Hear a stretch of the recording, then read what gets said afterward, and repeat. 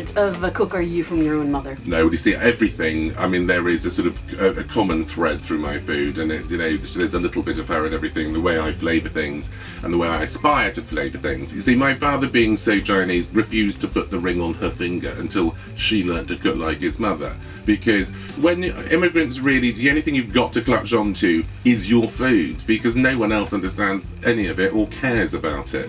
What about you? Have you always wanted to be a chef, or did you stumble into that? I think, you know, certain things are so obvious in your life, they're staring at you in your face. But, you know, growing up in the 70s, and my father was a dentist, and the only thing I was good at school was cooking, but it wasn't encouraged at all because it wasn't taken seriously at all.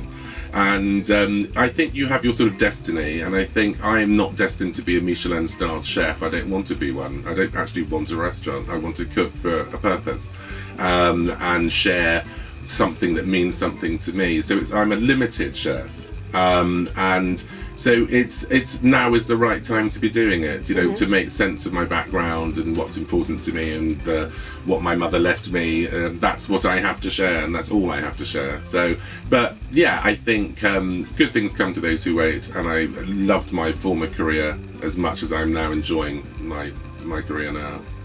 Now, Jonathan, you won the competition, People's Cookbook. What did winning that competition mean to you? Well, it probably meant a lot more to me than anybody else, okay? So what happened was, my mother had sort of passed away about I don't know, it was about 5 years prior to it. And I know this sounds really weird, but there was something not quite working with my food, and for quite a long time it was weird. And so my brother and sister would come over and we'd sort of have a good cry and sort of, you know, cook one of my mum's recipes, and it just wasn't working. Something had just gone, the love had gone out of the food, or it was something.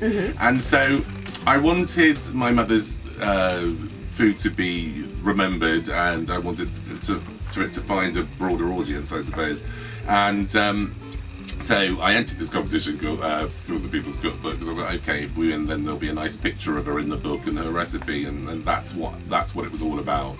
And it's sort of, then it kick-started me back to sort of exploring my culinary roots.